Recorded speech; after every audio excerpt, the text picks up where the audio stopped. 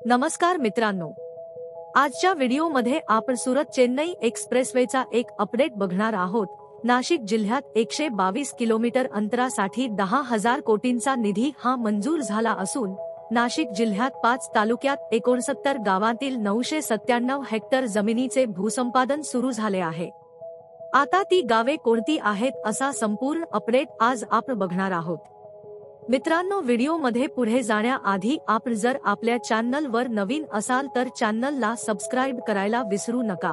या आपल्या चॅनलवर असेच अपडेट येत असतात तेव्हा चॅनलला नक्की सबस्क्राइब करा। मित्रांनो, केंद्रीय वाहतूक मंत्री नितीन गडकरी यांनी नाशिककरांसाठी महत्त्वाच्या प्रकल्पाची घोषणा केली आहे। यामध्ये नाशिक जिल्ह्यातून जाणाऱ्या 122 किलोमीटर लांबीच्या सुरत चेन्नई ग्रीनफील्ड राष्ट्रीय महामार्गाचा समावेश आहे। नाशिकमधील इतर प्रकल्पांच्या लोकार्पण समारंभावेळी मंत्री नितीन गडकरींनी ही महत्त्वपूर्ण माहिती दिली। नाशिकमधून जाणाऱ्या सुरत चेन्नई हायवेमुळे मोठी क्रांती होणार आहे। या प्रकल्पाची 83,000 कोटी रुपये किंमत असून यापैकी 10,000 कोटी रुपयांचे काम एकट्या नाशिक जिल्ह्यात होणार आहे। या महामार्गाच्या पूर्ततेनंतर सुरतवरून फक्त 10 तासांमध्ये चेन्नईला पोहोचता येणार आहे, असेही गडकरी यांनी यावेळी सांगितले। समृद्धी महामार्गानंतर नाशिकच्या वाहतुकीला चालना देण्यासाठी भारतमाला प्रकल्पाअंतर्गत ग्रीनफील्ड हायवे या संकल्पनेतून नाशिक जिल्ह्यातून जाणारा सुरत चेन्नई ग्रीनफील्ड महामार्ग लवकरच साकार होणार आहे।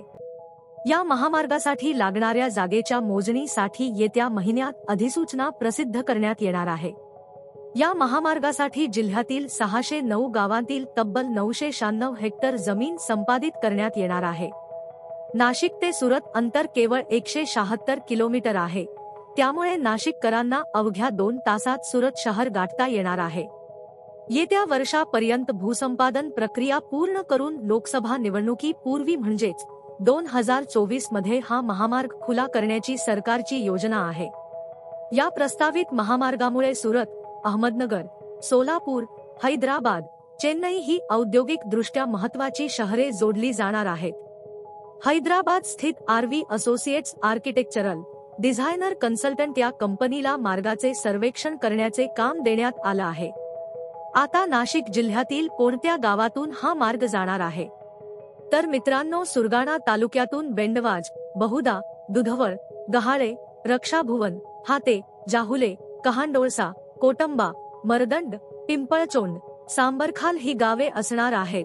दिंडोरी तालुक्यातून तेतमाळा, रडतोंडी, कवडसर, चिल्हारपाडा, महाजे, चाचडगाव, उमराळे बुद्रुक, जांबुटके, नालेगाव, इंदोरी, राशेगाव, ननाशी, पिंपळनेर, रामशेज, आंबे दिंडोरी, ढाकंबे, शिवनई, वरवंडी, गांडोळे, आंबोळेगाव, बाडलेगाव, बाडपेठ ही गावे असणार आहे।